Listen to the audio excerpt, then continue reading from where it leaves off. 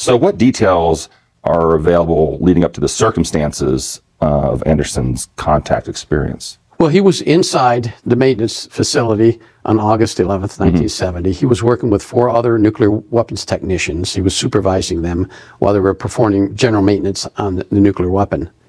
And he walked over to a toolbox to get a tool, at which time there was a bright light that was directed right over top of him. And the other 4 technicians witnessed him then disappearing. So now we have a problem. The supervisor inside a nuclear weapons maintenance facility disappeared. So the technicians immediately notified the next commander in the chain of command, who was a captain. The captain responded. The technicians informed him that Lieutenant Anderson was standing over there. There was a bolt of, they thought lightning at first. They came through, and now he's not there anymore. There was only one way in and one way out of this igloo type area, right, through the door, going in and going out. They didn't see him go out. There weren't any cameras or anything in the facilities back in those days.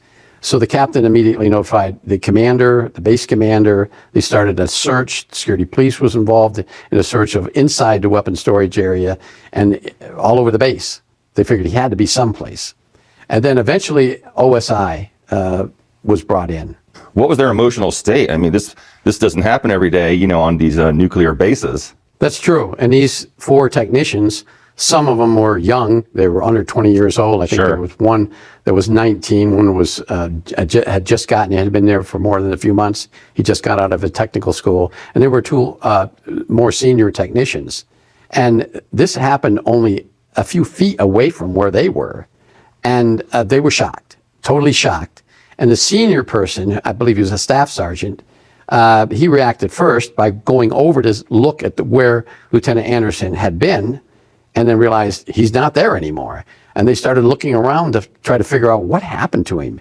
The first thought, the staff sergeant said, was somehow a bolt of lightning came through this very thick, concreted, reinforced structure, which it would have been almost impossible.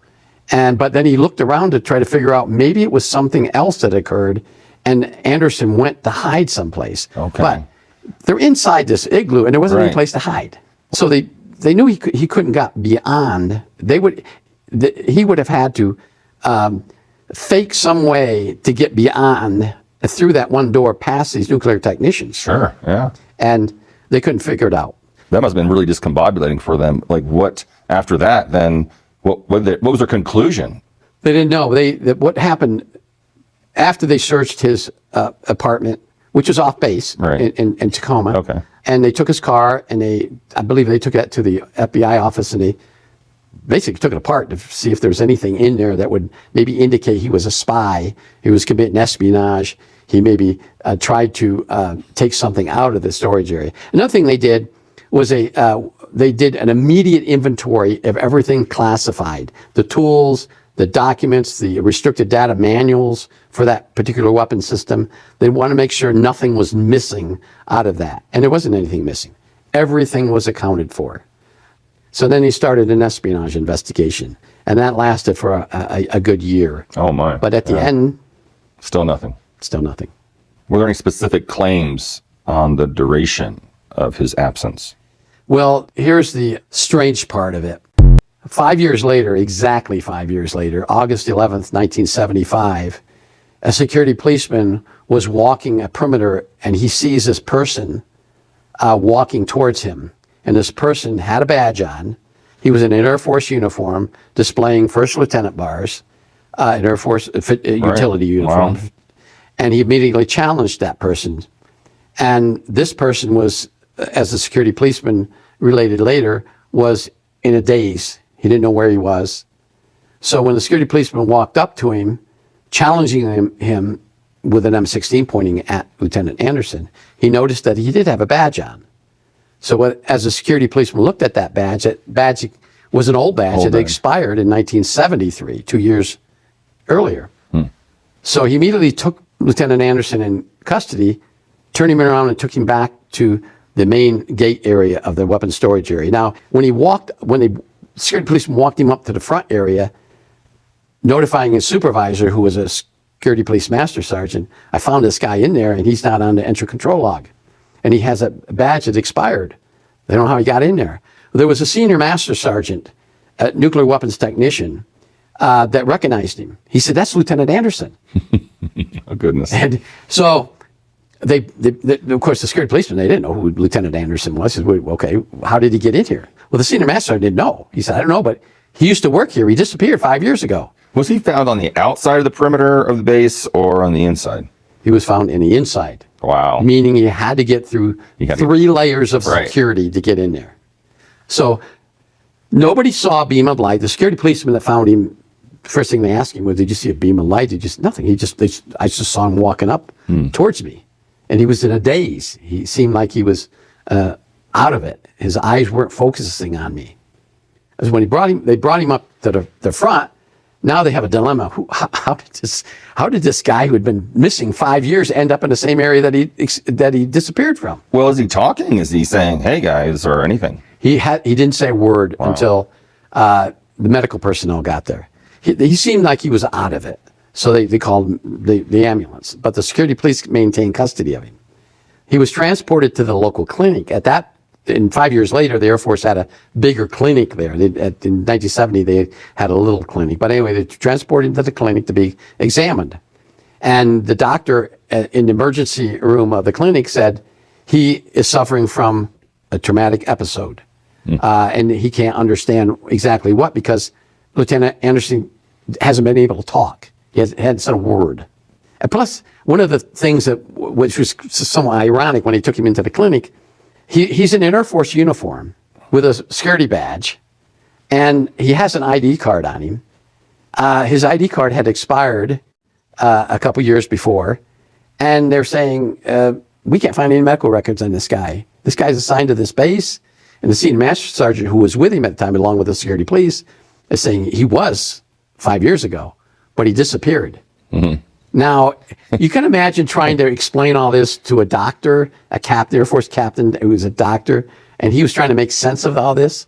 And nobody was making any sense of it. No. So anyways, the doctor examined him and said he's suffered some kind of trauma. All I can say, because he's not talking. They decided to contact the district headquarters, which was some distance away, a few blocks away, and contact the special projects people. Well, there was an agent still there working on special projects. He had gone and came back. But he said, "You got to be kidding me. You got Lieutenant Anderson?" So he went over there. The first thing they did was they took his fingerprints. They had to verify the fact that this guy was, in fact, Lieutenant Anderson. Because he's gone 5 years. He shows up in the storage area. Where the heck's he been? Is this really him? Is he in another body? I mean, they were thinking of all these other things. They took his fingerprints, matched. So then they started talking to him. Eventually he opened up and he told a story. What did he reveal to the OSI agents? He said that he remembers being inside. And this is the thing that really confused everyone. Lieutenant Anderson didn't realize he was gone. 5 years. He said, "I was walking over to the toolbox to get a tool," and he named the Airman First Class that he was getting the tool for. Wow. And he said, "And suddenly I blacked out. And I find myself floating.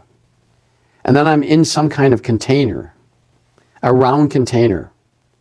And I felt really dizzy because it felt like I was spinning. And the next thing you know, I'm on this rectangle table. I was completely nude.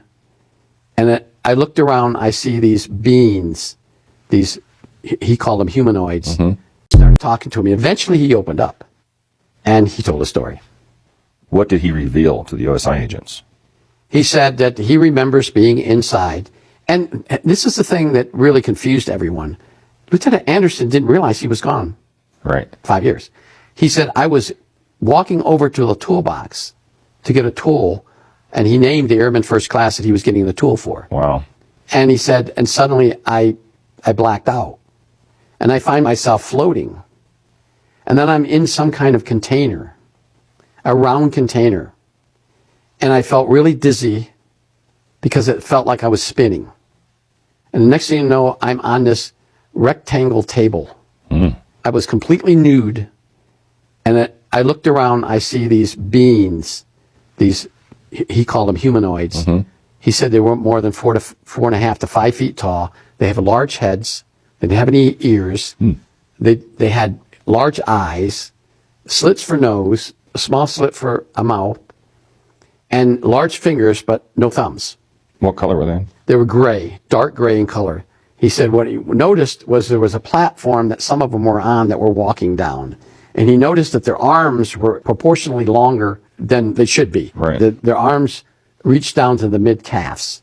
And he thought, at first, they were monkeys. And he couldn't figure out where he was. And he started talking. He started asking, where am I? And all of a sudden, he didn't hear any voices except in his head. And these voices kept telling him to calm down. You're not being harmed. We will not hurt you. But over a period of time, and he doesn't know, he didn't have any way to gauge time, they examined him. He said from head to toe. I mean, they were spending a lot of time examining him, poking him. They had instruments that were over his face. They had things that went into his eyes. He had a gadget that went into his nose, but he didn't feel any pain. He never felt any pain. And then he felt pain in his foot.